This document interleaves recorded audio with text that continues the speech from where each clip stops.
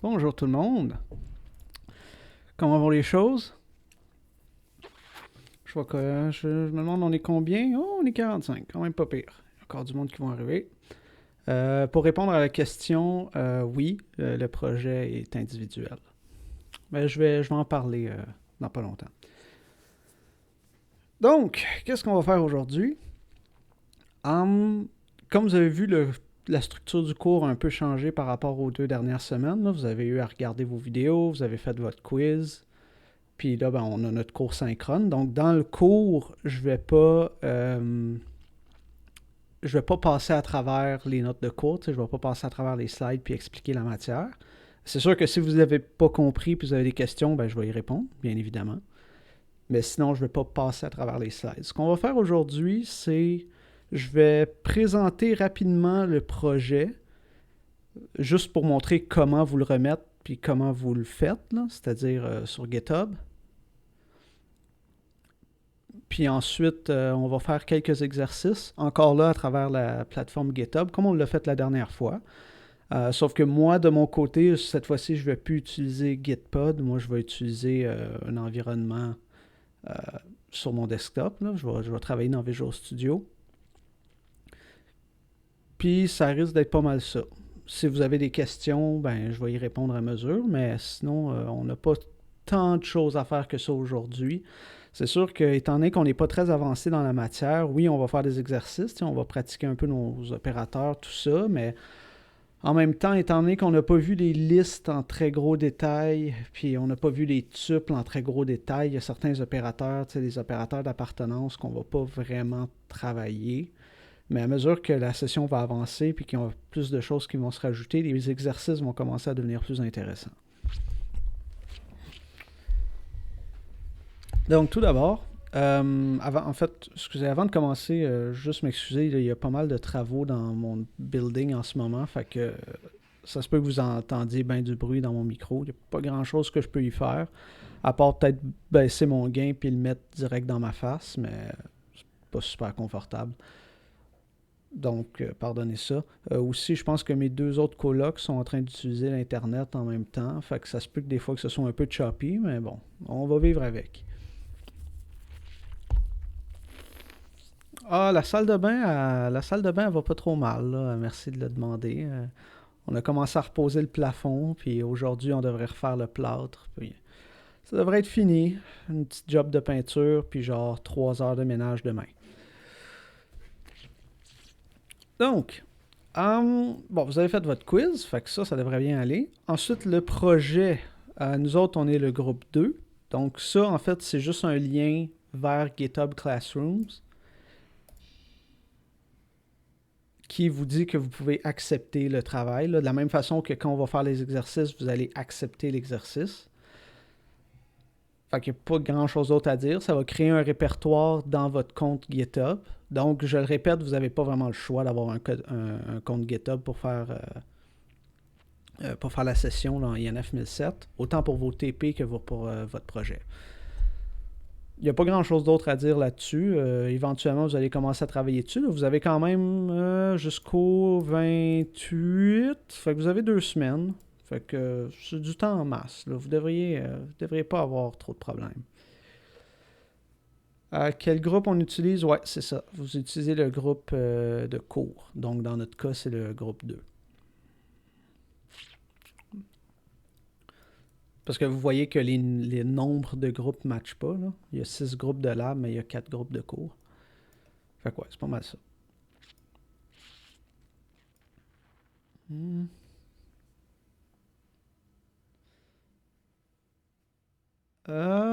S'il y a des petits problèmes, bah, moi je peux bien l'essayer de mon côté.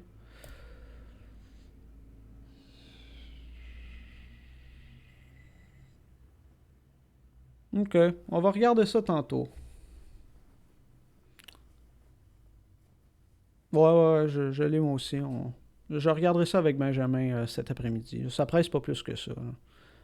Du moment qu'on est capable de faire nos exercices aujourd'hui, on est correct.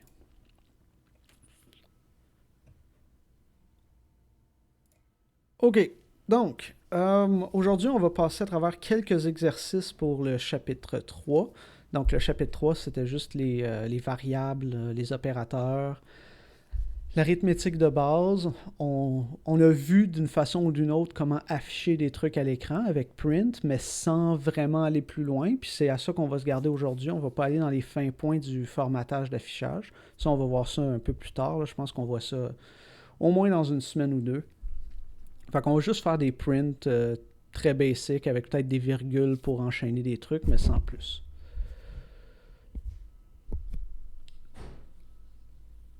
Pour le lab, vous pouvez. Les laboratoires, me semble, vont tous être sur MS Teams. Si votre chargé de lab ne vous a pas contacté, je pense qu'en théorie, vous êtes supposé d'avoir dans Teams. Donc ici, juste dans Teams, vous êtes supposé d'avoir un groupe pour votre section de lab. Fait que si vous n'avez pas encore eu d'informations de votre chargé de lab, peut-être juste le taguer. Là, vous savez c'est qui votre chargé de lab. Vous pouvez regarder sur le site de Poly. Puis c'est ça. Faites juste le taguer puis lui lâcher un call dans votre channel. Puis il a peut-être juste pas encore écrit des trucs ou il a oublié de vous le dire. Parce que le fonctionnement exact va quand même dépendre d'un chargé à un autre. Là, fait que je peux pas parler à leur place.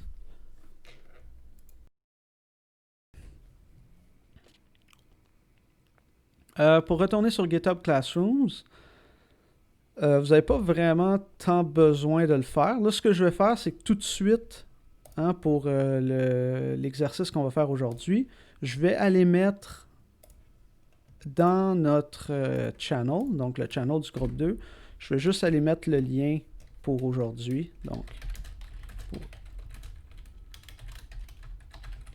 juste pour pas qu'il se fasse perdre dans le chat de Twitch. Je vais aussi le mettre dans le chat de Twitch, là, tant qu'à y être.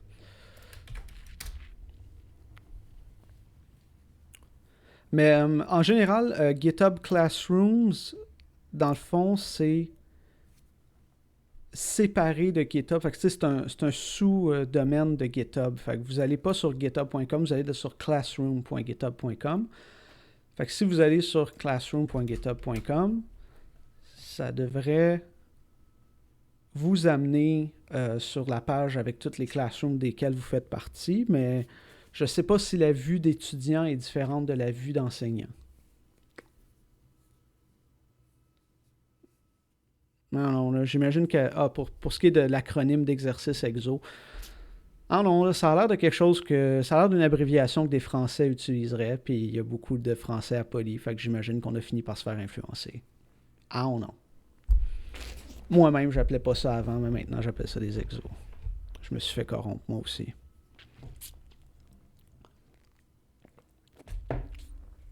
Donc, C02. Ça, c'est nous autres.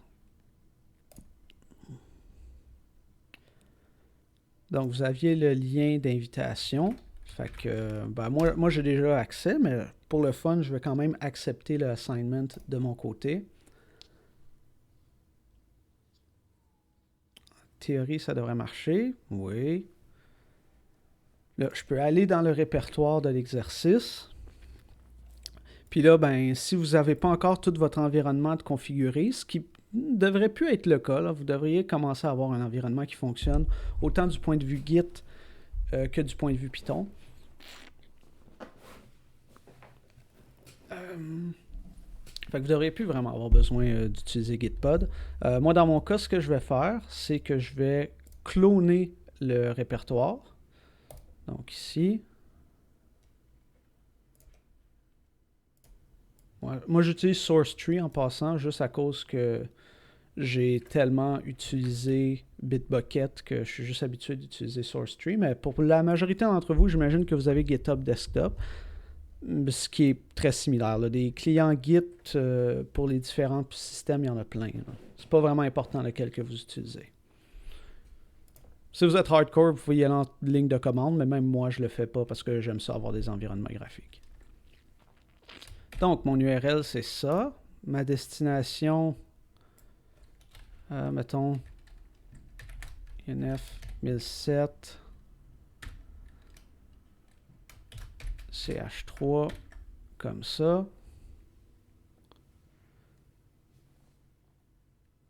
Ouais, tu sais, la ligne de commande, on s'en sert quand on n'a pas vraiment... Quand on essaye de régler des problèmes, finalement. Là. Il y en a qui aiment ça, travailler en ligne de commande, mais bon. Moi, je suis pas un gros fan. Moi, j'aime ça quand c'est relativement facile de faire ce que j'essaie de faire. Donc, history, bon, fait que là, j'ai juste un commit qui est dans le fond tout le code.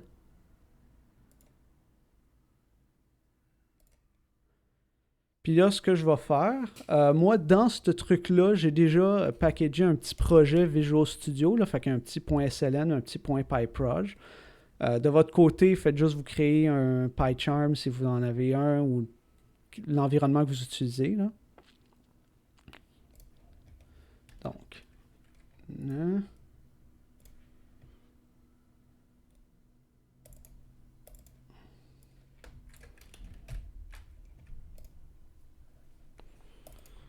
donc, chaussons ici, exercice. Donc, ça va m'ouvrir Visual Studio. Ça va loader le projet. Et voilà, j'ai mon projet. En passant, le Visual Studio, ça a juste l'air de ça. Pour ceux qui s'en ont déjà servi pour faire du C# ou faire du C++, c'est exactement le même programme. C'est juste que là, il est seté pour le Python. Il fonctionne très bien en Python, d'ailleurs. Donc, on a la même structure qu'on avait la dernière fois, c'est-à-dire on a le exercice.py qui est le truc dans lequel vous travaillez. Fait qu'ici, vous avez le README. Le README qui donne les instructions très globales de l'exercice. Fait qu'ici, j'ai mis 4 exercices qui sont des exercices relativement courts. Là. Moi, je pense pas qu'on devrait prendre 1h30 pour faire ça. Là. Avec les petites instructions, puis vous faites vos modifications dans exercice.py. test exercice, j'en ai packagé quelques-uns qui font des vérifications de base sur les réponses que vous avez données. Est-ce que je teste tous les cas possibles? Clairement pas.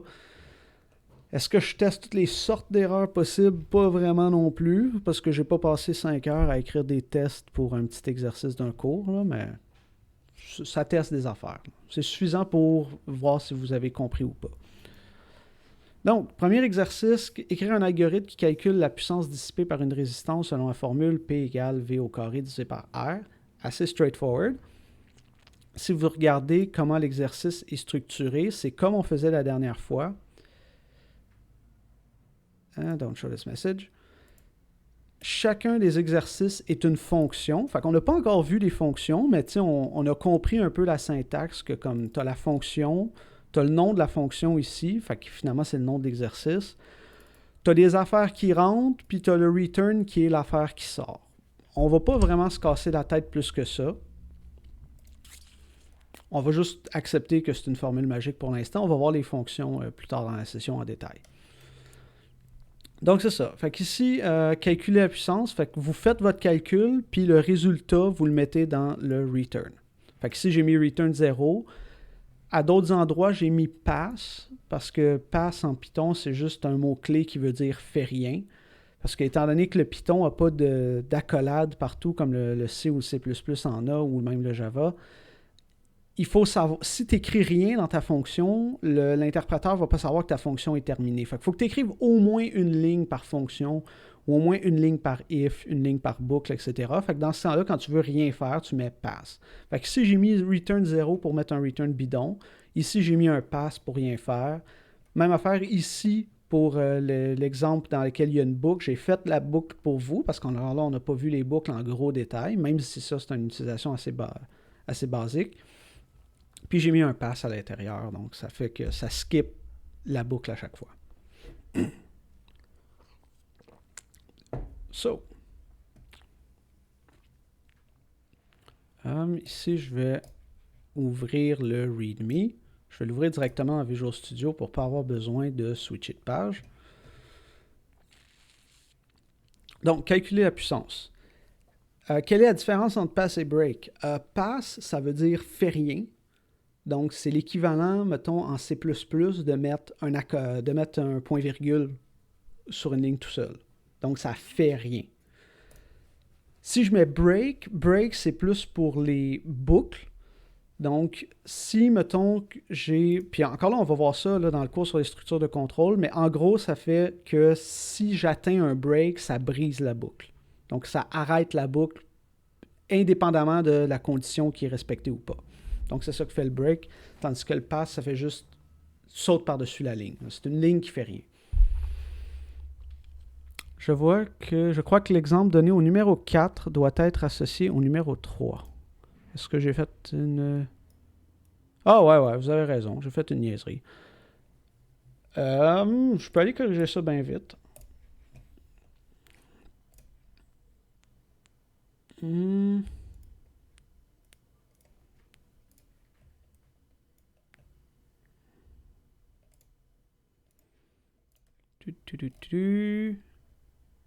Le README, je vais aller le changer pour tout le monde. Oui, toutes mes excuses.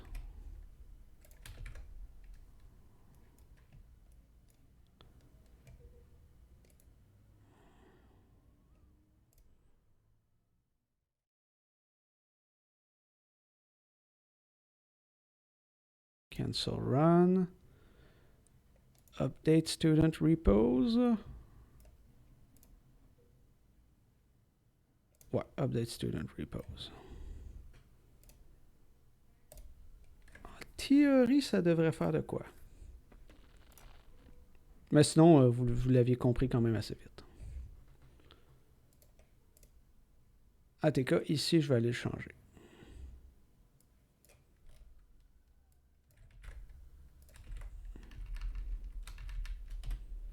Ça, en passant, c'est une extension de Visual Studio que j'ai trouvée sur Internet qui permet d'éditer des README, des fichiers Markdown, là, finalement, et d'afficher le résultat directement à l'écran.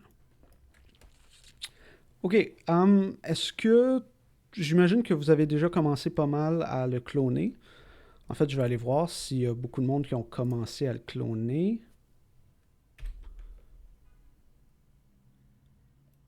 Euh,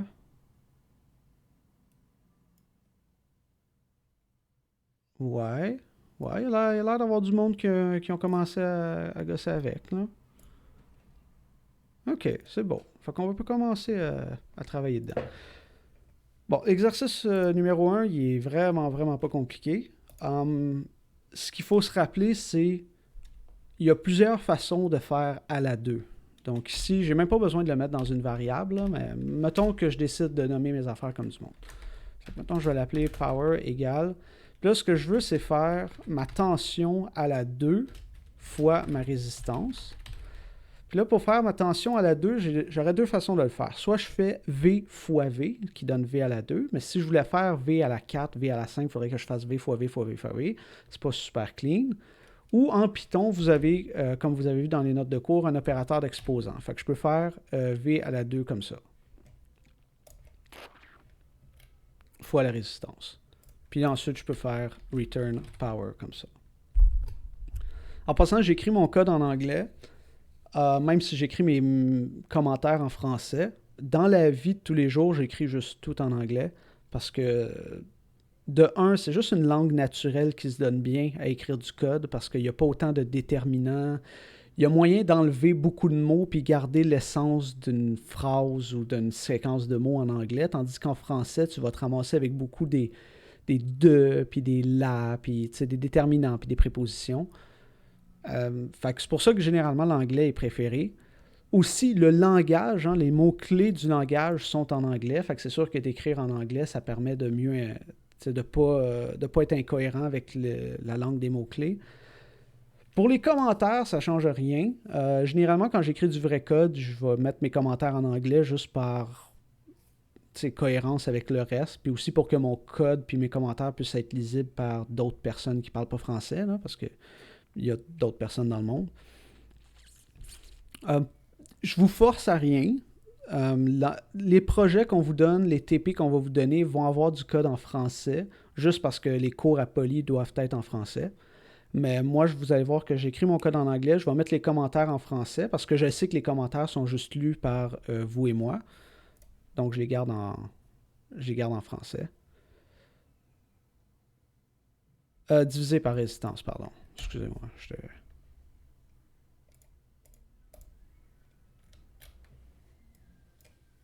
En passant, est-ce que le README s'est updaté pour vous autres? Parce que je voulais faire des essais aujourd'hui, en fait. Parce que je me semble que dans le code que je vous ai donné, j'ai laissé une coupe d'affaires parce que je voulais voir si les choses se faisaient updater. Ah, ça s'est pas fait updater. Est-ce que le workflow... Ah, il est in progress. OK, il n'a pas encore fini. Ouf. Ouf, c'est long à faire, ça. Je n'avais pas réalisé que c'était si long que ça. OK. Bon.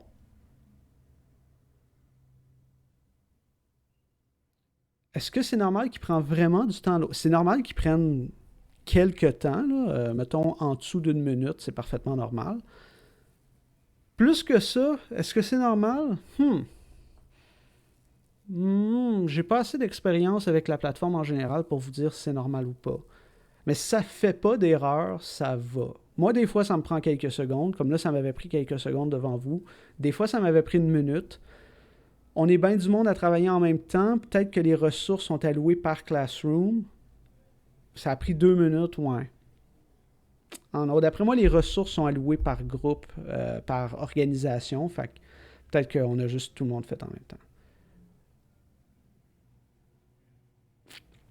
OK. Fait que malheureusement, il y avait un truc que j'avais laissé une coquille un peu pour faire exprès, mais ça a l'air que ça prend tellement de temps à updater que je vais juste vous demander de le faire par vous-même, puis je vais l'updater plus tard, probablement.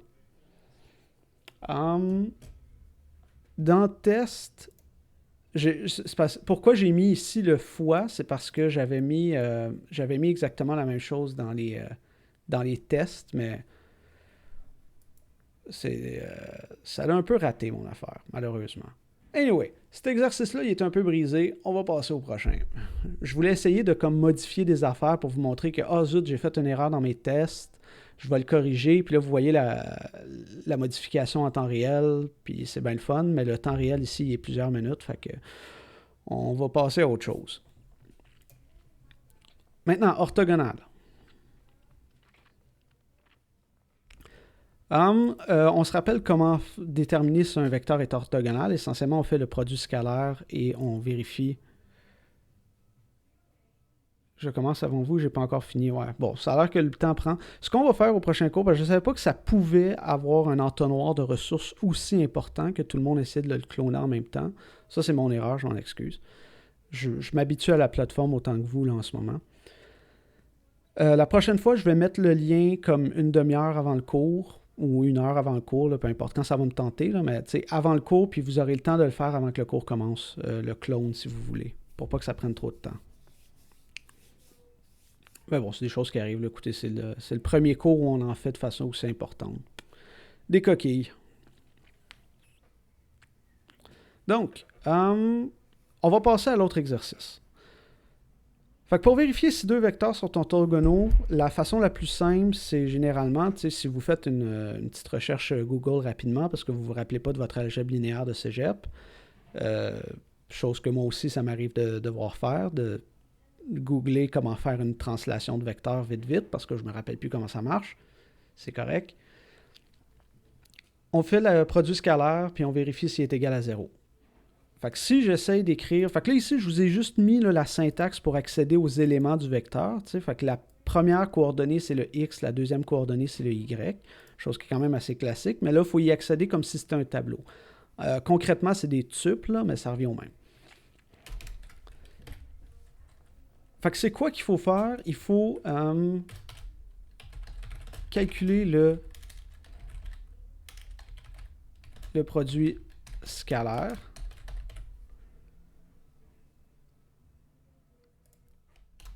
Puis ensuite, vérifier si c'est égal à 0. Puis là, qu'est-ce que j'ai dit? J'ai dit qu'il faut retourner vrai si les vecteurs sont orthogonaux. Donc, le produit scalaire est égal à 0 s'ils sont orthogonaux. Dans le README, j'ai juste mis une petite précision qu'on dit qu'un vecteur nul est orthogonal à n'importe quel vecteur parce que c'est comme une définition plus strictement mathématique, mais qui n'a pas vraiment de sens quand on deal avec des trucs physiques. Mais là, on va juste accepter que ça l'est. Parce que ça simplifie les calculs, ça permet d'enlever une condition. Vérifier si c'est égal à 0, puis retourner vrai si égal à 0. Faux sinon. Sont où les exercices? Je ne les trouve pas. Le lien que je viens de poster dans le Teams. Ici, là, dans notre channel, là, le lien pour les exos d'aujourd'hui, tu fais ça, ça va te dire est-ce que tu veux accepter le assignment. Oui, ça va te créer un repo. Après ça, tu peux soit cloner le repo sur ta machine ou travailler dans Gitpod directement. Moi, ce que j'ai fait, c'est que je l'ai cloné sur ma machine parce que j'aime ça travailler dans mon propre environnement. Fait que, je sais pas, là, je vais vous laisser un petit 20-30 secondes pour faire ça. Je vous laisse googler c'est quoi un produit scalaire si vous vous en rappelez pas. On va prétendre que ça m'est jamais arrivé de devoir faire ça. Puis, tiens, en attendant, je peux refaire la procédure pour cloner. Allons-nous regarder nos solutions. Je peux regarder vos solutions. Moi, j'ai un moyen d'aller les regarder de façon quand même assez rapide. Puis on pourrait regarder les solutions de quelques personnes. Je pourrais prendre du monde au hasard puis juste regarder qui a fait quoi. Puis c'est pas mal ça. Mettons la première fonction, là, vous pouvez la désactiver dans les tests. Fait que ici, là, si vous allez dans test exercice, bon, il y a un paquet d'affaires ici, il y a une classe, on n'a pas besoin de savoir c'est quoi. Puis là, vous voyez qu'il y a tout le temps un def test, le nom de la fonction qu'on essaye de tester. La première, vous pouvez juste toute la mettre en commentaire. Puis ça va faire qu'elle va juste pas s'exécuter.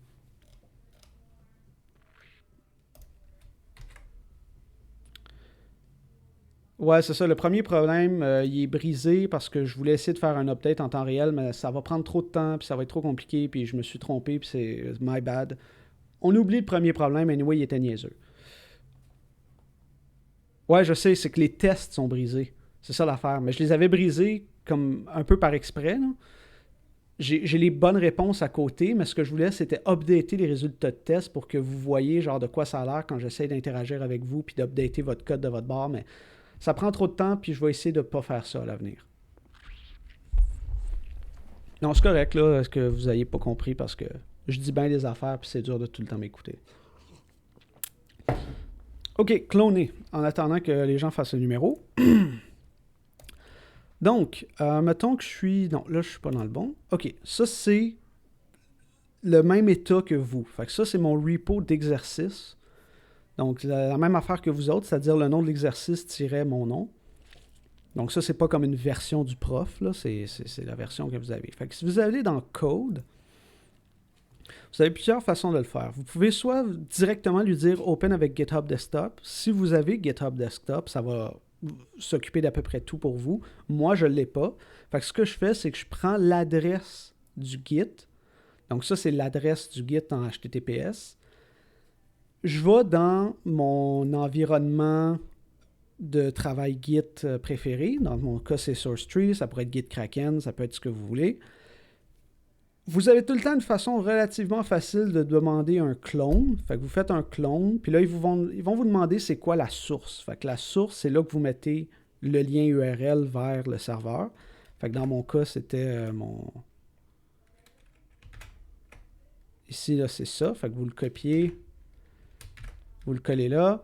Vous choisissez c'est où vous voulez aller le mettre dans votre arbre de dossier. Fait que moi, ben, là, j'avais choisi de le mettre en quelque part. C'est ça que j'ai fait tantôt. Vous lui donnez un nom, on s'en fout. Puis une fois que vous avez ça, vous vous retrouvez, encore là, peu importe c'est quoi votre environnement, parce qu'ils sont à peu près tous pareils. En tout cas, les features de base sont pareils. Vous allez toujours avoir une page qui est c'est quoi l'historique des commits. Donc, je rappelle, un commit, c'est une modification au projet. Là, ici, il n'y en a pas, parce que ben, vous avez votre initial commit qui est fait pour vous, qui est... Ça, vous voyez que c'est pas vous l'auteur, là, c'est GitHub Classrooms. Puis ça fait juste mettre une copie de tout le code. Fait que c'est comme ça qu'on clone. Si vous voulez le faire en ligne de commande, c'est genre... vous allez dans, je sais pas moi, le truc où vous voulez coder. Vous faites git clone l'adresse. Puis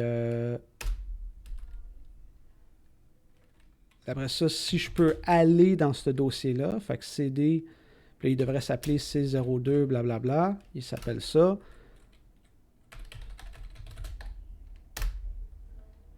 Puis là, vous voyez que ça l'a copié tout au complet ce qu'il y avait sur le serveur. Ça, c'est comment vous le faites en ligne de commande. Là. En ligne de commande, cloner, c'est aussi quand même très, très simple. Donc, GitHub Desktop sert juste à commit et montrer les changements, mais il faut quand même genre utiliser PyCharm sur le site. Oui, c'est ça. Ça, c'est indépendant de qu'est-ce que vous faites. T'sais, vous voyez, là, j'en ai une coupe des tables d'ouvert ici. Ça, c'est pas mal tous les projets sur lesquels j'ai travaillé récemment que j'ai pas fermé. Fait que là, vous pouvez voir qu'il y a ça, dans le fond, c'est le gabarit à partir duquel vous avez travaillé. Fait qu'on peut voir que j'ai mis... J'ai update le README, j'ai mis mon truc de Visual Studio, puis là, j'ai fait des commits. Fait que là, un des commits, c'était de faire l'exercice, de mettre la solution VS, puis de mettre les bonnes réponses. Ensuite, j'ai enlevé les bonnes réponses. Ensuite, j'ai updaté le README, blablabla. Ici, ça, c'est genre un projet que j'ai fait dans un autre cours. Fait que c'est pas un environnement de développement, c'est juste un environnement pour travailler avec Git, pour pas que vous ayez besoin de faire des lignes de commande tout le temps. Est-ce que Visual Studio marche aussi? Le Visual Studio que j'ai mis avec, c'est celui que j'utilise en ce moment. C'est le même projet. Il n'y a rien de spécial dedans. C'est juste un point .sln, un point .pyproj qui utilise l'environnement par défaut que vous avez sur votre machine. Fait qu'il devrait marcher, mais pour ça, vous devez avoir Visual Studio 2019 avec l'environnement Python installé. Fait que, pas VS Code, Visual Studio 2019. Là. Attention.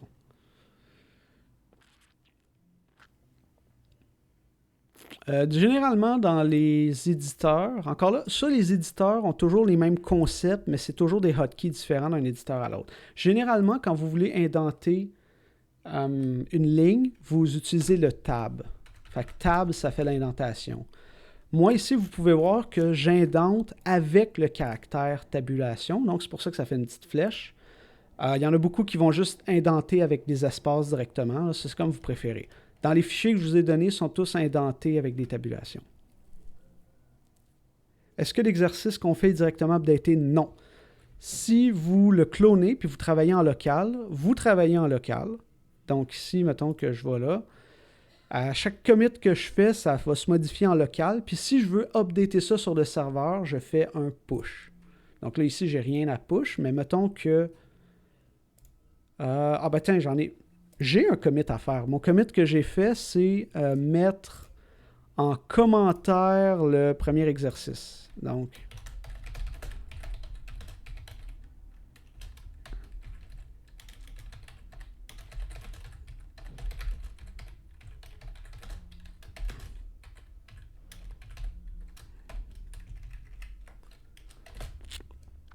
Fait que ça va faire un commit. Fait que là, ce que je fais, puis encore, ça dépend d'un environnement à l'autre, c'est que tu choisis chacun des fichiers que tu veux commit. Fait que tu n'es pas obligé de commit toutes les modifications que tu as faites en même temps. Fait que mettons que je vais commencer par commit mon test que j'ai modifié. J'ai aussi modifié le README, on se rappelle, hein, j'ai changé une ligne de place. Fait que là, je vais commit ça. Là, on voit dans mon historique, j'ai le commit que je viens de faire. Puis là, on voit qu'est-ce qui est écrit Origin. Origin, ça veut dire le serveur il est rendu où. Fait que ça, là, c'est juste local, c'est pas encore rendu sur le serveur. Mettons que je fais mon deuxième commit. En fait, mettons que je fais mon push. Là, mon push, je sais pas si ça va briser quelque chose. Pourquoi j'ai des pulls? Oh, je pense que la modification qu'on a faite tantôt, c'est en faire ajouter.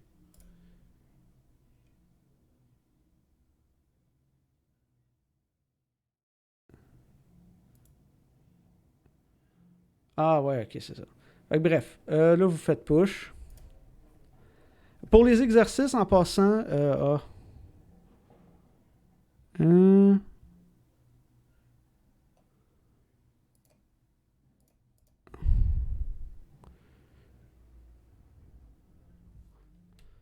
Ah ouais. Si on le fait sur Gitpod, non, ça s'update tout seul.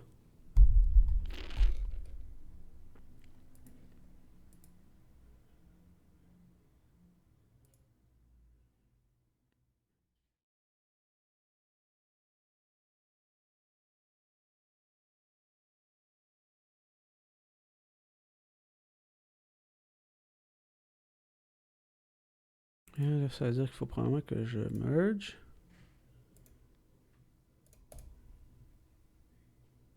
Commit your changes. Donc, je copie le code de GitHub Desktop sur PyCharm. Ah, vous n'avez pas besoin de le copier-coller. Ce que vous faites, c'est que vous l'ouvrez directement. Une fois qu'il est là, votre projet, là, il est là. Donc ça, mettons, c'est le projet que j'ai fait. Ben, les fichiers sont là, faites juste les ouvrir dans PyCharm. Mais bon, je me rappelle plus si PyCharm, vous pouvez juste ouvrir un fichier Python et travailler dedans, ou vous devez créer un projet et le faire. Là. Mais bref, vous devez avoir probablement un peu expérimenté avec votre PyCharm durant la fin de semaine, là, depuis la dernière fois qu'on s'est vu. Fait que faites ce que vous avez à faire.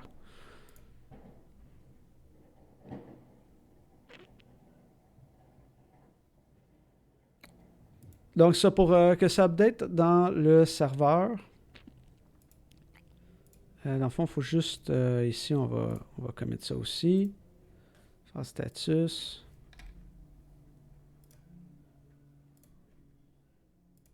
History, merge, push.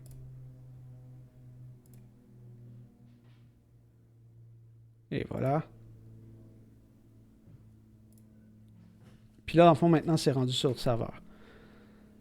En gros, le cours INF 1007, c'est pas un cours de Git. Là. Fait que, comme je vais vous montrer des trucs de Git à mesure que j'en ai besoin. Comme là, ce que j'ai dû faire, c'est ce qu'on appelle un merge à cause que sur le serveur, il y a des choses qui se sont faites automatiquement. Je vais peut-être d'ailleurs les déliter si je vois que c'est un problème. Fait que j'ai pris ce que moi j'ai fait, j'ai pris ce qui s'est passé sur le serveur, je les ai mis ensemble, j'ai fait un commit qui dit j'ai mis des affaires ensemble, puis ensuite j'ai envoyé ça sur le serveur. Donc si je regarde sur le serveur, ici dans CH3 exercice chausson, puis je regarde mon test exercice, on peut voir que j'ai fait le commentaire d'où j'avais mis toute la première partie, le premier exercice en commentaire. Fait que c'est comme ça qu'on update, c'est en faisant des push. Fait qu'un commit, ça comme approuve votre modification, puis ça la met dans le temps, puis ça la met dans votre historique. Le push, ça prend ce que vous avez fait, puis ça l'envoie sur le serveur. Puis là, s'il y a des choses qui se passent sur le serveur qui sont différentes de ce qui se passe sur votre local, vous devez aller chercher ce qu'il y a là-dessus, c'est ce qu'on appelle un pull. Vous, si besoin, vous devez les mettre ensemble. Des fois, ce n'est pas nécessaire. Puis ensuite, vous renvoyez sur le serveur.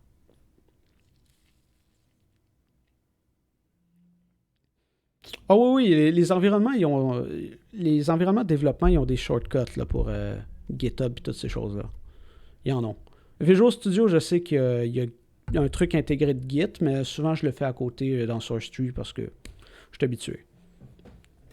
Mais ça, honnêtement, comme expérimentez de votre côté. Expérimentez. Alors, ultimement, la meilleure façon d'apprendre la programmation puis les outils technologiques, c'est juste de gosser avec. Des fois, ça paraît un peu long, puis ça paraît que vous avancez pas vraiment, mais à force d'apprendre à faire les choses, vous allez apprendre plus vite. Ah, ça se peut que tu aies des erreurs. Faut que tu les lises, les erreurs. Puis il faut que tu vois qu'est-ce que ça fait. Peut-être au prochain cours, je vais faire un exemple avec PyCharm, juste pour passer à travers plusieurs environnements, mais des bonnes chances qu'à l'avenir, soit je reste avec Visual Studio ou je le fais en ligne de commande avec Notepad++ ou un truc comme ça. Je vais essayer de passer à travers plusieurs environnements. OK, orthogonal. On va... J'imagine que vous avez déjà commencé pas mal à le faire. Vous devriez avoir fini, là. Donc, calculer le produit scalaire. Donc, le dot product, c'est égal à chacune des coordonnées de chacun des vecteurs. Donc, le x de V1 et le x de V2 plus le y de V1, pardon. Ici, c'est le x de V2 plus le y de V1 fois le y de V2. Donc, si on se rappelle, le 0, c'est le x, le 1, c'est le y. Vérifier si c'est égal à 0. Retourner vrai si c'est égal à 0. Donc, ici, je ferais return dot product est égal à 0. Donc, s'il est égal à 0, l'expression donne vrai. Or, on retourne vrai s'il est orthogonal. Il est orthogonal s'il est égal à 0. Donc, s'il est égal à 0, je retourne vrai.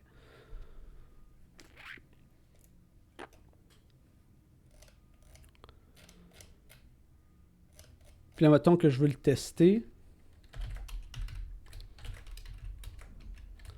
Ben, pas le tester, mais juste comme l'utiliser pour donner un exemple. Fait que, mettons ici, j'ai un orthogonal qui est 1, 1, moins 1, 1. Donc, c'est un vecteur. Les deux vecteurs sont nécessairement orthogonaux parce qu'il y a juste le x qui est opposé. Ici, je vais exécuter exercice.py. Fait qu'ici, ça me retourne true. Puis true, ça veut dire qu'ils sont orthogonaux. Ça, c'est pas mal ça.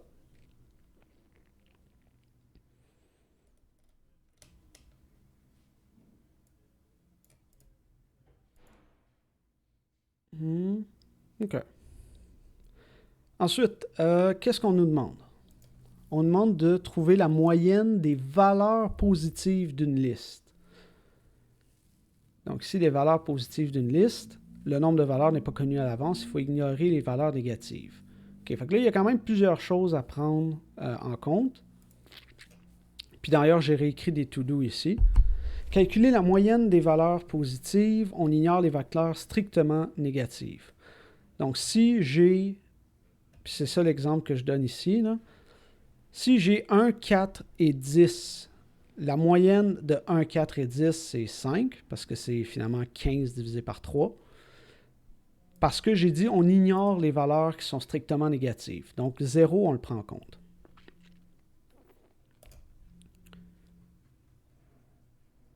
Donc, ici, je vous ai fourni une boucle. Donc, nécessairement, il va falloir passer à travers notre boucle. Fait que si on...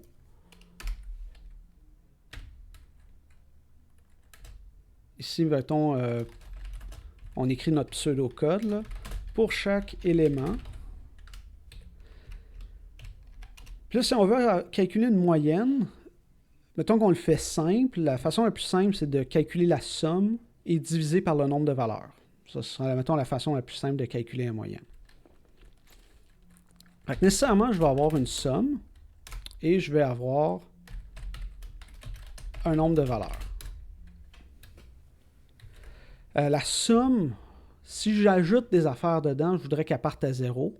Donc, je fais somme égale 0. Puis mon nombre de valeurs aussi.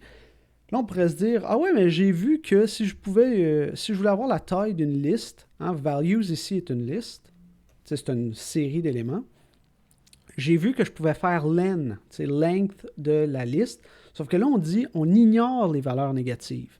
Donc, quand on rencontre une valeur négative, on ne veut pas la calculer dans la moyenne. Donc, on ne veut pas calculer dans le nombre d'éléments.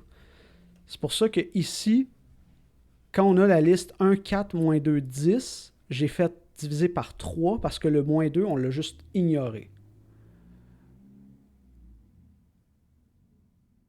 L'exercice version prof, il est là pour que si j'écris des affaires dedans, je peux ensuite aller l'updater dans tous vos fichiers, chose que j'ai essayé de faire tantôt, mais que ça a l'air que ça prend du temps, fait que je suis peut-être mieux de faire ça après le cours quand genre je décidais. Mettons que je veux vous donner les bonnes réponses, là.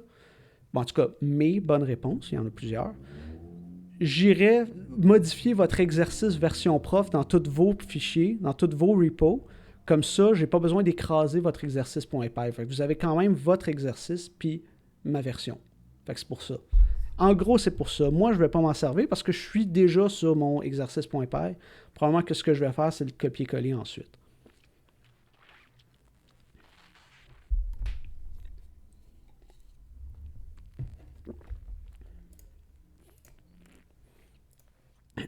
Donc, pour chaque élément, puis là, ici, on va probablement avoir une condition. Puis la condition, c'est si la valeur elle est positive ou si elle n'est pas strictement négative, autrement dit, elle est plus grande ou égale à 0, je veux la prendre en compte.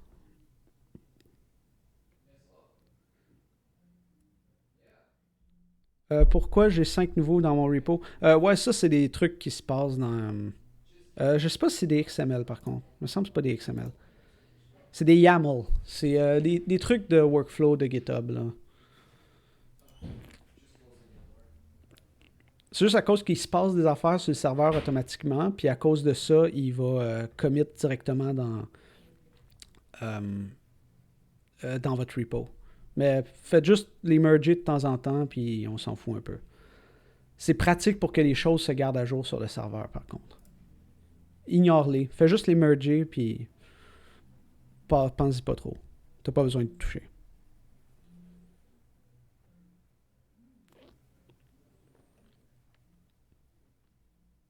OK. Je vais aller regarder.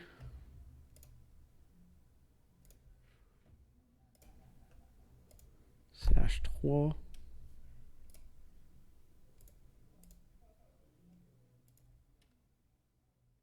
Non, c'est INF 2020A.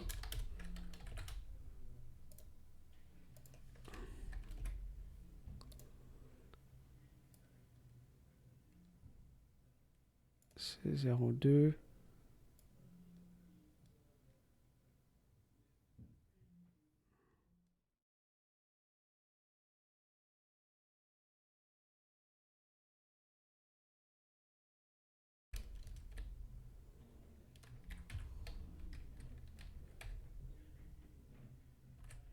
Ouais, les labs vont se faire par GitHub aussi.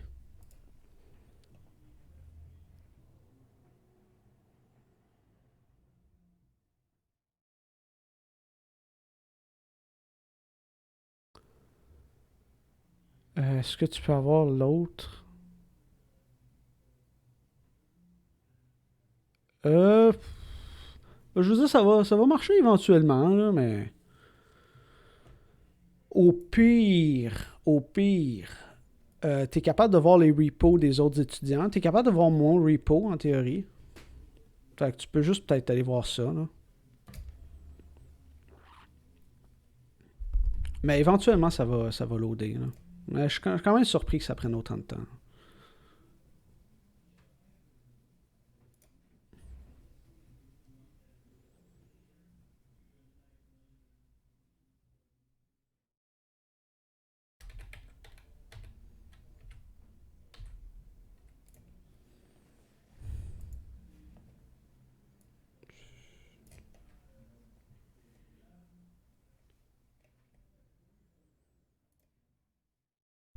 Donc, bon, je pense que vous avez peut-être eu le temps de comprendre, là. En passant, ça a l'air un peu désorganisé. En ce moment, là, les exercices qu'on fait ensemble. J'imagine que c'est déjà un peu mieux que de juste me voir les faire, parce qu'au moins, vous êtes capable de les faire de votre côté. Mais à mesure que la session va avancer, là, je vais m'améliorer dans la façon de gérer la chose, là, puis ça va être de plus en plus smooth. Faut pas oublier qu'on est en train de faire un nouveau cours, puis en utilisant des nouvelles plateformes, puis des nouvelles façons de faire, puis on est à distance, puis tout pas mal est nouveau, fait faut être patient un peu. OK, donc moi, ce que je veux ici, c'est pour chaque élément, si l'élément il est positif, donc si mon V ici est positif, donc plus grand ou égal à 0, je veux le prendre en compte. Donc, je veux l'ajouter à ma somme. Fait qu'on se rappelle nos opérateurs composites ou composés pour faire le plus égal. Hein, comme ça, ajouter V à la somme. Puis pour chaque valeur, non seulement je l'ajoute à la somme, mais j'incrémente le nombre de valeurs que j'ai jusqu'à présent. Donc, num values plus égal 1. Puis ensuite, pour faire ma moyenne, je retourne ma somme divisée par mon nombre de valeurs.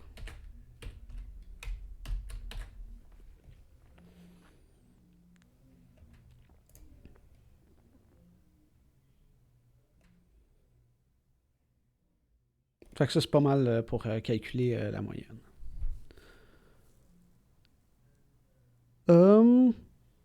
Ouais, ça fait déjà 1 heure hein, qu'on est là, quasiment 1 heure. Chat, qu'est-ce que vous préférez? Est-ce que vous préférez qu'on fasse de la même façon qu'on vient de faire le dernier exercice, qui est peut-être un petit peu plus long, parce que j'ai juste plus de lignes à écrire, mais il n'est pas conceptuellement difficile? Ou est-ce que on prend une pause, on revient, on fait cet exercice-là, puis est-ce que vous tenez à ce que je passe à travers le quiz? Je peux expliquer très rapidement c'était quoi les bonnes réponses du quiz, mais je ne sais pas si ça vaut la peine, parce que c'est quand même juste 0,5% de la session, puis j'imagine que la majorité d'entre vous l'avez quand même assez bien réussi. Euh, Malheureusement, j'ai pas encore trouvé de façon simple de faire des sondages sur Twitch. Ce que j'ai découvert, en revanche, c'est que apparemment qu'on peut développer des extensions pour Twitch. Donc, mettre des overlays qui sont interactifs sur le stream, avec lesquels vous pouvez interagir. Donc, mettre, mettons, des boutons sur lesquels vous pouvez cliquer par-dessus le stream, qui vont faire des trucs, mais seulement de votre côté, ou qui vont m'envoyer des messages. C'est intéressant. J'imagine que c'est bien du JavaScript, mais je vais peut-être essayer d'expérimenter avec ça. Ça se pourrait qu'on fasse des affaires bien cool.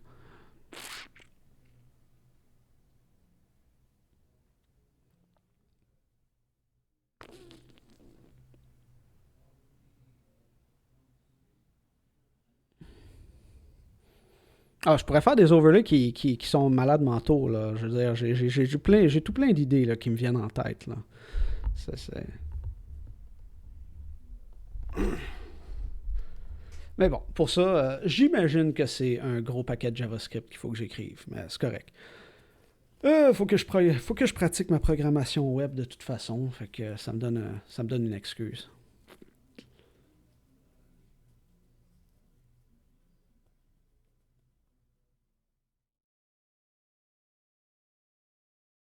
Hmm. Ok, je vais attendre un peu. Finalement, là, ce qu'on va faire, je vais faire builds avec vous, là, la dernière fonction. Elle n'est pas compliquée, là, c'est genre 4 lignes de code, mais qui se ressemblent pas mal. Puis après ça, si je vois qu'il y a bien du monde dans le chat qui veulent que je passe à travers le quiz, je passerai à travers le quiz, auquel cas on prendra peut-être une pause. Donc, on l'a fait. OK, fait que là, calculer, vous voyez que je vous ai déjà donné, des gros indices sur qu'est-ce qu'il faut faire, parce que je sais qu'on n'a pas vu en détail les structures de contrôle et les structures de répétition. Je sais que vous avez été capable jusqu'à présent de déduire comment faire un if, là, mais quand même, je voulais vous le fournir. Fait que là, j'ai un montant qui a un montant d'argent en entier, donc juste des dollars, là, pas de décimales. Je veux être capable de donner la monnaie en billets de 20 $, 10 $, 5 $ et pièces de 1 $ pour représenter cette valeur-là, mais de la façon la plus optimisée, en remettant le moins d'objets possible. Fait que c'est sûr que si j'ai 12 $, je pourrais remettre 12 pièces de 1 scène, mais c'est pas ce qu'il y a de plus optimisé. Parce que là, je remets 12 objets. Ce que je voudrais, c'est remettre 10 $, 1 $, 1 $. Donc, remettre 3 objets. Fait que la façon la plus classique de faire ça, puis c'est ça qu'on fait quand on est dans une. Quand vous êtes à la caisse puis que vous voulez remettre l'argent à un client, si vous avez déjà été caissé, c'est exactement ça que vous faites. Là. Vous partez des dénominations les plus grandes qui permettent de représenter la valeur, puis ensuite, vous allez des dénominations de plus en plus petites. Petite parenthèse là-dessus, c'est peut-être intéressant. Notre système de dénomination monétaire est fait pour que cette logique-là fonctionne. Parce que c'est pas garanti que ça fonctionne.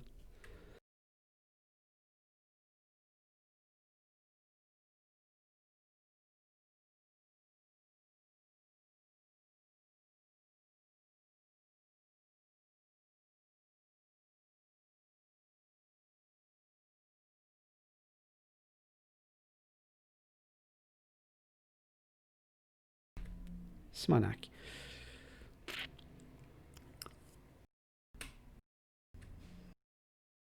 Testing, testing. Ah well. Je sais pas, là, j'ai un hotkey pour me muter quand je tousse, mais je sais pas, des fois il marche, des fois il marche pas. Je devrais peut-être le mapper sur autre chose. Enfin, comme je disais, en gros, c'est une grosse parenthèse algorithmique que je fais, parce que je me rappelle que ça avait été un problème que j'avais dû résoudre dans mon cours d'algorithme. Vous devez avoir des dénominations qui sont au moins 2 fois plus grandes que la dénomination d'en dessous, parce que sinon, en passant à travers les plus grandes aux plus petites, vous pouvez vous ramasser avec des solutions qui ne sont pas optimisées. Fait que si j'essaye d'en penser à une rapidement, ce serait quoi? Mettons que j'ai des pièces. Mettons que ma monnaie. Encore là, vous me dites si vous me trouvez plate, là. Mais c'est juste que j'avais trouvé ça intéressant. Mettons que j'ai 8 $ à remettre. Right? Puis que mon système monétaire a des pièces de 4 $, des pièces de 5 $, 4 $, 3 $ et 1 $, par exemple. Si je me dis, OK, je vais essayer toutes les plus grandes dénominations, puis je vais les continuer. Mettons que j'enlève même le 3 $ là, ici.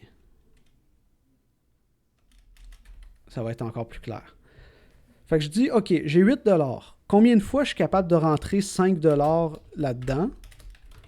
Ben, je suis capable d'en rentrer un. Fait que là, j'aurais une fois 5 $. Donc là, il me reste 3 $ à donner. Puis là, est-ce que je suis capable de rentrer 3 $ dans 4? Non. Est-ce que je suis capable de le faire avec des 1? Oui. Fait que là, j'aurais 3 fois 1 $, ce qui est égal à 4 pièces. Mais vous êtes d'accord que si c'est ça la monnaie que j'ai, pour représenter 8 $, la façon la plus optimisée est clairement 2 fois 4 $. Parce que si j'ai 2 fois 4 $, J'ai donné 2 pièces. Mais pour ça, il a fallu que j'ignore le 5, que je skip le 5 puis que je passe directement au 4 parce qu'il était plus optimisé. Vous pouvez imaginer que si on avait un système monétaire comme ça, un système de dénomination de billets comme ça pourrait être très difficile de travailler à une caisse qui n'a pas une machine enregistreuse qui vous dit combien de billets remettre de chaque dénomination. Fait que c'est pour ça que notre système monétaire, puis dans le fond, les systèmes monétaires de pas mal tous les pays dans le monde, en tout cas que je connais, sont faits pour avoir cette optimisation-là, que vous n'avez pas besoin de faire un algorithme compliqué dans votre tête. Vous partez des plus grosses jusqu'à temps que vous ne pouvez plus, vous passez à la plus petite, vous passez à la plus petite, etc. Fait que c'était une petite parenthèse. Vous voyez le genre de choses auxquelles il faut penser quand on fait de l'informatique un peu plus théorique. Donc, c'est exactement ça que je vais faire. Le processus que j'ai fait ici, j'ai essayé de voir combien de fois je suis capable de rentrer ma grosse dénomination dans mon montant. J'ai pris le reste. Ensuite, j'ai essayé de rentrer avec celui qui avait en dessous, puis etc. Fait qu'ici, en réalité, c'était 1 fois 5 plus 0 fois 4 plus 3 fois 1. Ici, je vais mettre des étoiles pour que ce soit plus clair. Là.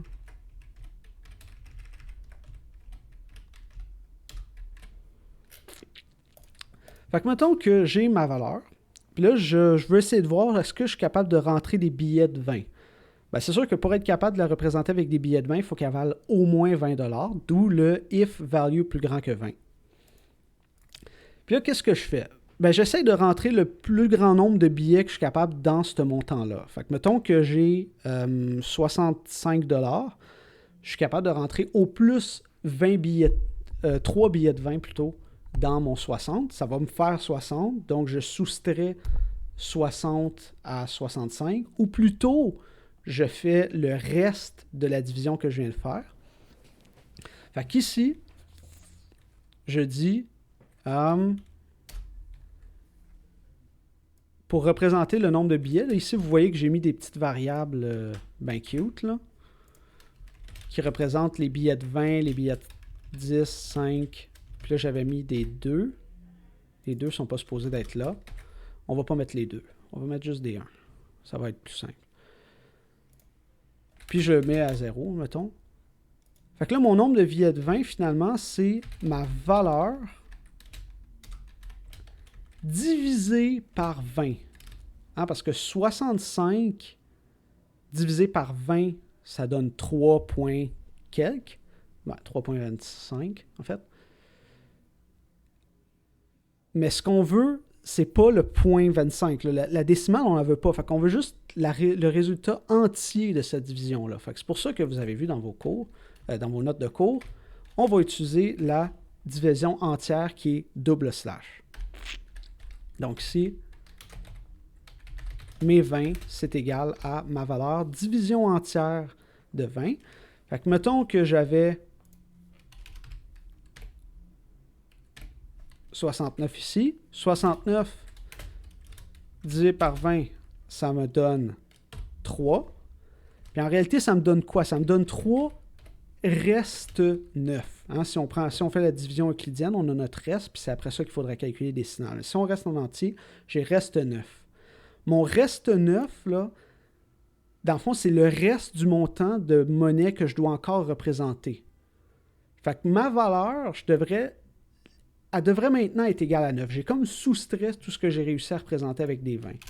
Fait que si ma valeur, elle est égale au reste de la division. Vous avez vu aux notes de cours, vous avez compris comment faire le reste, puis je pense que je l'avais même présenté au dernier cours. Ça, c'est avec le modulo. Fait que si value divisé par 20, ça me donne le résultat de la division, value modulo 20, ça me donne le reste.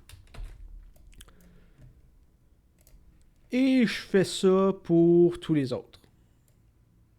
Ici. Comme ça. Donc ici pour le 10, mettons, même affaire. Là, j'aurais mes 10 sont égales à ma valeur division entière 10. Ma valeur est égale au résultat, au reste de la division. Fait comme ça.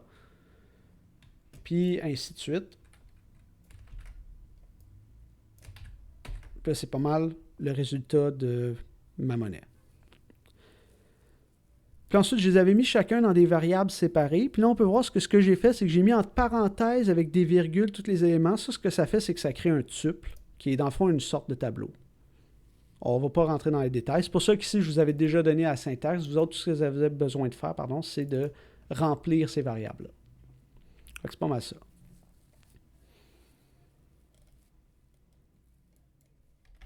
Fait que mettons que je l'essaye, là. Mettons 137. Qu'est-ce que ça me donne?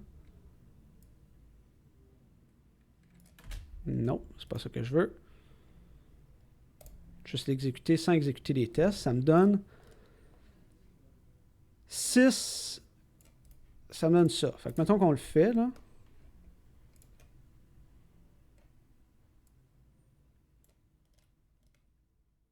Pourquoi il y a un point-virgule? Parce que je suis un programmeur de C++, puis j'ai tendance à mettre des points-virgules partout, puis je devrais pas. Les points-virgules fonctionnent en passant en Python. Ils font exactement la même chose qu'ils font en Java puis en C++. Ça permet d'écrire des... Ça permet de finir des statements, mais en Python, le fin de ligne compte comme un fin de statement, fait qu'on met jamais des points-virgules. Mais en théorie, vous pouvez mettre vos points-virgules à toutes les fins de ligne. Faites-le pas, les gens vont se frustrer si vous faites ça. Moi, c'est juste parce que j'ai fait tellement de C++ dans ma vie que j'ai des grosses habitudes très fortement comme absorbées en moi, là.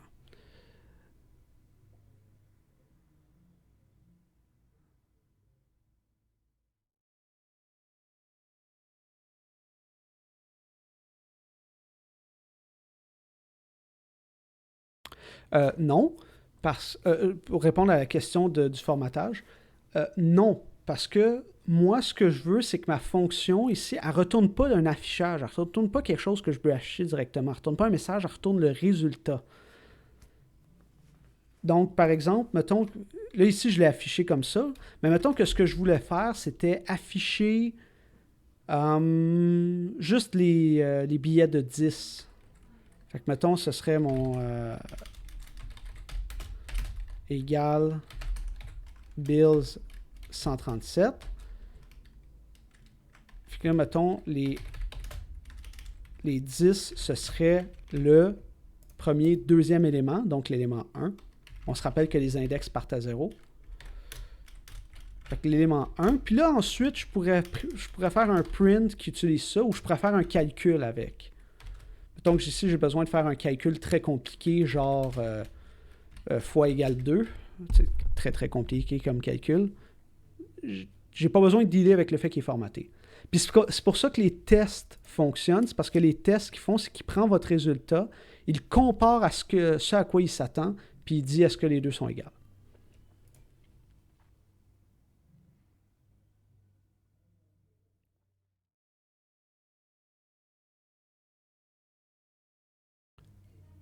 En fait, ici, que je mette égal ou que je mette plus égal, en pratique, ça change absolument rien parce que mon 20, je l'ai mis égal à 0. Ici, je les ai juste déclarés égal à 0 juste pour que je puisse m'en servir dans ma boucle puis que ce soit comme clair ce que j'essaie de faire, là. Mais concrètement, ça ne va rien changer parce que 20 est égal à 0. Cette ligne-là, elle s'exécute seulement une fois. Ce que j'aurais pu faire, parce que là, ici, j'ai fait division. Ce que j'aurais pu faire, c'est une double boucle où je dis, tant que ma valeur n'est pas égale à 0, puis ensuite, pour chacune des dominations, c'est genre, tant que la valeur est pas plus grande, tant que la valeur est plus grande ou égale à la dénomination, j'en enlève une. Tu sais, comme les enlever une à la fois, ce qui simulerait ce que nous, on fait avec nos billets, c'est-à-dire, on en enlève un, on le compte dans notre tête, on en enlève deux, plutôt que de toutes les compter d'un coup. Ça, c'est un peu plus efficace parce que j'ai pas deux boucles.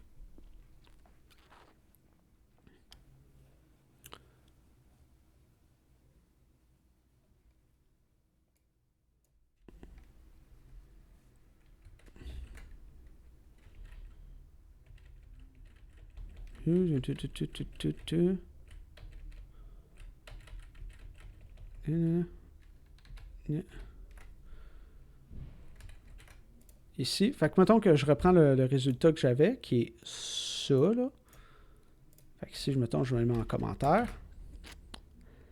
Ben, si je vérifie, est-ce que 6 fois 20 plus 1 fois 10 plus 1 fois 5 plus 1 fois 2, ça me donne bien 137.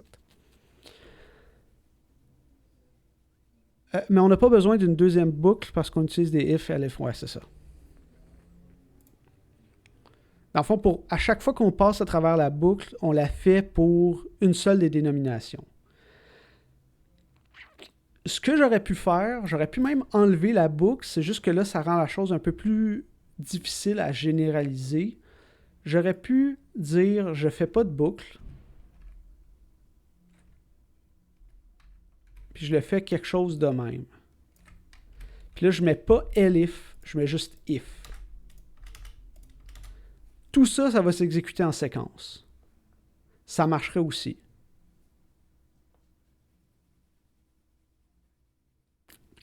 Fait que là, qu'est-ce que ça ferait? C'est que ça dirait, mettons que j'ai 137.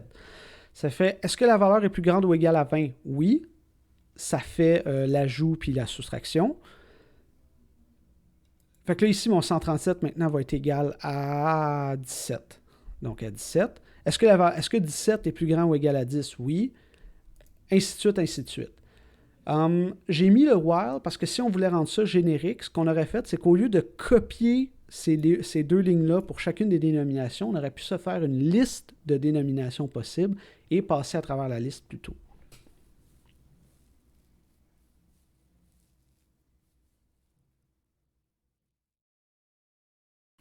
Ouais, c'est ça. Value moins égale 20, 20 plus égale 1. Si on le faisait avec une deuxième boucle, là, ou si on le faisait ici avec une autre boucle, fait que mettons, while value plus grand ou égal à 20, 20 plus égale 1, value moins égale 20, ça marcherait aussi, ainsi de suite pour tous les autres, ça marcherait aussi. Ça revient au même. Ça simule un peu plus le processus, mais bon, on aime ça, éviter les boucles le plus possible.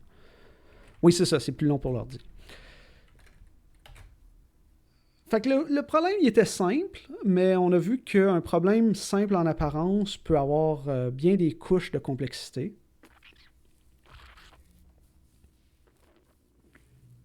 Ouais, en effet, vous n'avez pas vraiment besoin d'une deuxième boucle.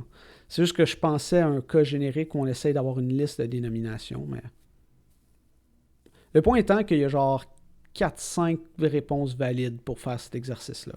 C'est pour ça que quand moi je vous donne mes réponses, c'est pas nécessairement toujours c'est toujours une bonne réponse, mais c'est jamais nécessairement toujours la meilleure parce que des fois, il faut que j'y pense pendant plus que 5 minutes pour avoir la réponse optimisée à quoi que ce soit.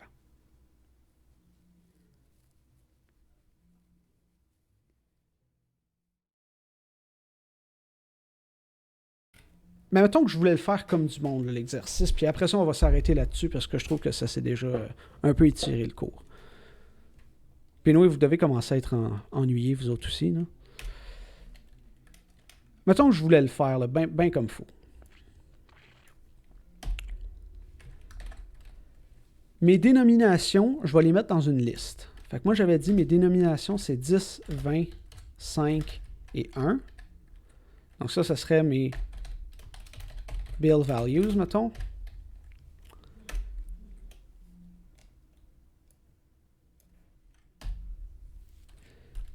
Puis là, j'ai ma valeur là, qui s'appelle value. Fait que là, ce que j'aurais pu faire, c'est en supposant que la liste est en ordre décroissant, donc de la plus grande dénomination à la plus petite, et en supposant que c'est un système monétaire pour lequel l'algorithme simple donne un résultat optimisé, autrement dit que c'est un système monétaire qui a de l'allure.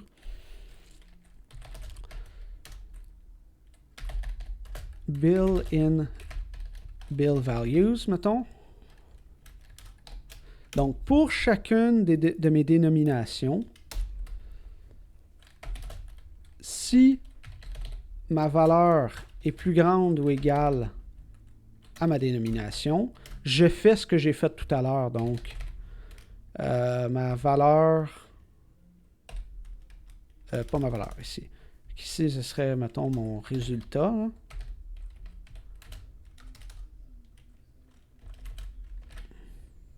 Puis, mettons, pour simplifier les choses, pour ne pas rentrer dans les détails des listes, là, on va dire qu'on a un résultat qui a exactement la même taille que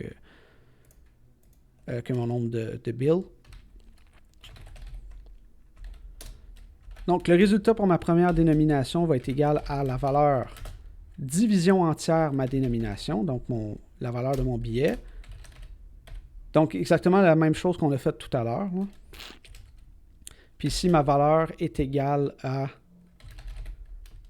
ma valeur reste de la division, donc modulo bill. Encore là, vous voyez que j'ai toujours le maudit petit réflexe de mettre un point-virgule. Faites à semblant que je ne le fais pas. Haha. Puis ici, je fais ça en supposant que mon système monétaire est capable de représenter toutes les valeurs. Là. Fait, autrement dit, est-ce que j'ai un 1 à la fin? C'est pas mal ça qui le détermine. À la fin, ça devrait me donner le bon résultat. Bon, est-ce que je me suis trompé? Ça se peut très bien. Ici, ce ne serait pas 0, ce serait, mettons, I. Puis ici, ce serait... On ne va pas rentrer dans les détails, on va se mettre un I. On va se mettre un I, guys. Parce que je ne veux pas rentrer dans les énumérations et toutes ces choses-là. On va se mettre un I. I plus égale 1.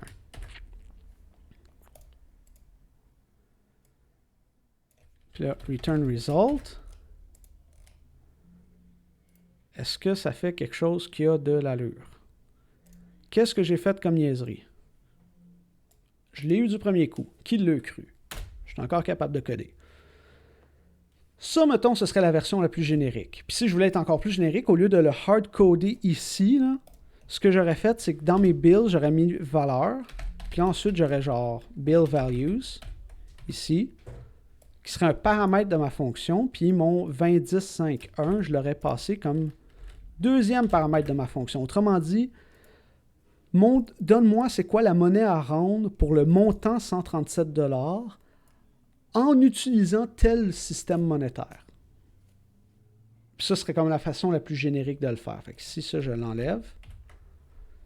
Puis là, mon résultat, ben, il faudrait que je le mette comme une liste vide.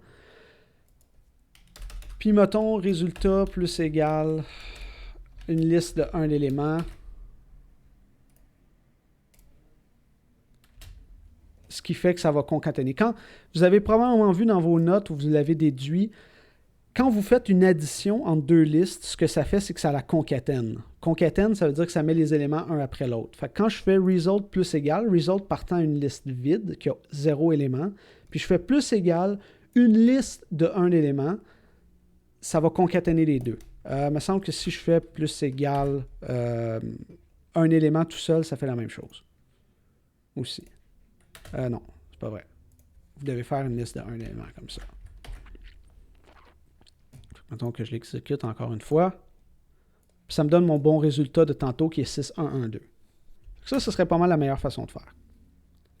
Mais c'était vraiment pas ça à quoi je m'attendais de vous aujourd'hui. Moi, je m'attendais à ce que vous les écriviez un par un d'une façon ou d'une autre, que ce soit des if dans un while, que ce soit une série de if ou une série de while. Fait que c'est pas mal ça. Pour ceux qui sont encore là, ou pour ceux qui écoutent encore, est-ce qu'il y a des questions? Autre que sur comment on gosse avec GitHub Classroom, là, je vais y revenir au prochain cours, je vais essayer de mieux organiser ça pour qu'on focaille un petit peu moins.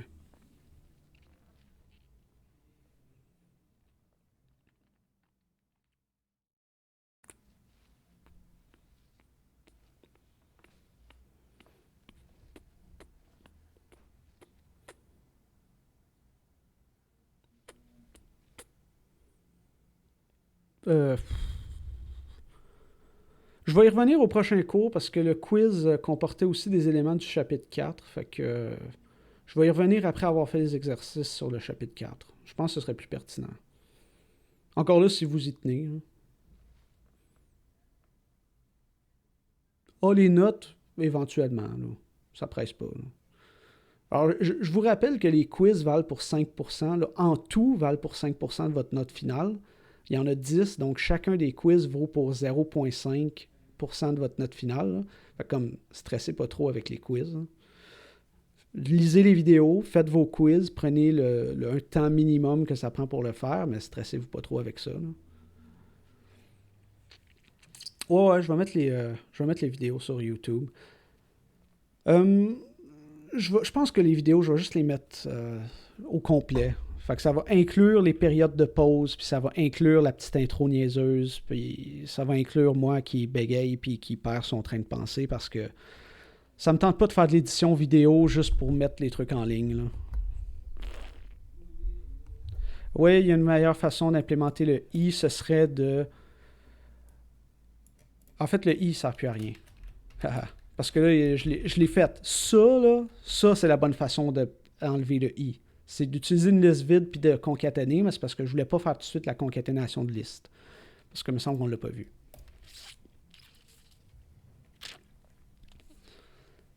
Mais il y a aussi le concept d'énumérer quand vous... Tu sais, le enumerate, quand vous itérez dans une liste, là, c'est une chose. Ça vous donne l'élément puis l'index. Non, mais occupez-vous pas trop de ça. Fait que ouais, comme je disais, les vidéos sur YouTube, je pense que je vais les mettre telles quelles. Là. Attendez-vous pas à ce que je fasse de l'édition vidéo parce que ça me tente pas de faire du montage, juste pour uploader les vidéos. À moins vraiment que je vois que tout le monde me dit non, on veut des clips puis on veut des trucs, là, je vais peut-être prendre le temps pour le faire, mais sinon je vais les uploader telles quelles. Ouais, mais les streams, ils sont juste là pendant 2 semaines. Fait que vous pouvez les regarder pendant 2 semaines. Comme là, je pense que le tout premier cours, là, celui sur où on a fait la présentation du plan de cours, il n'est plus là. Moi, je l'ai téléchargé, là, je suis capable de l'uploader. Non pas que j'avais dit grand-chose d'intéressant à ce cours-là, mais ouais, je vais les mettre sur YouTube. Là. Je vais me donner la peine de faire ça. OK. Je pense qu'on va s'arrêter là. On a déjà étiré ça sur 1 heure et demie. On a fait nos exercices. Bon, il y en avait un qui était brisé parce que je n'avais pas réalisé les délais qui impliquaient travailler sur GitHub Classrooms avec les GitHub Actions, là, mais bon. Fait que s'il n'y a pas d'autres questions, j'attends 2-3 secondes là, s'il n'y aurait pas d'autres questions.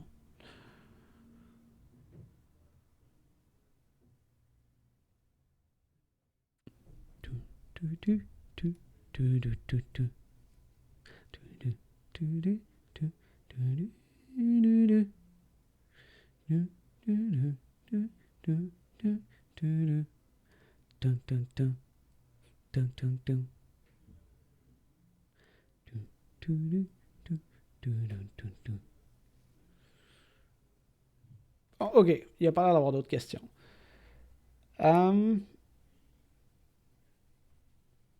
Est-ce que le fichier test devrait fonctionner? Si vous commentez le tout premier, oui, ça devrait fonctionner. Faites juste... laissez vérifier. Missing one positional argument.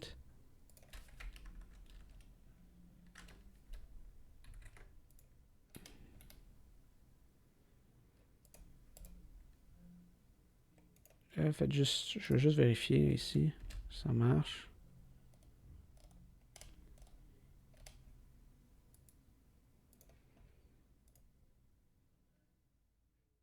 Ah, c'est parce que je pense que c'est des tuples. C'est ça que j'ai fait ici?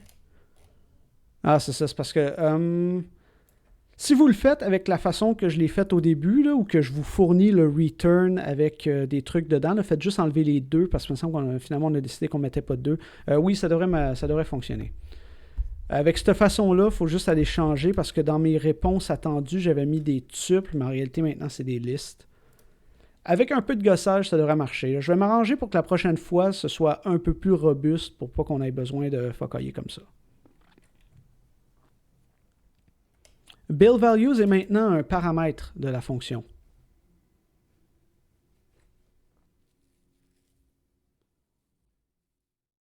Fait que c'est pour ça qu'il n'est pas... je l'ai passé ici dans le main. Ben, dans le main, dans la fonction principale.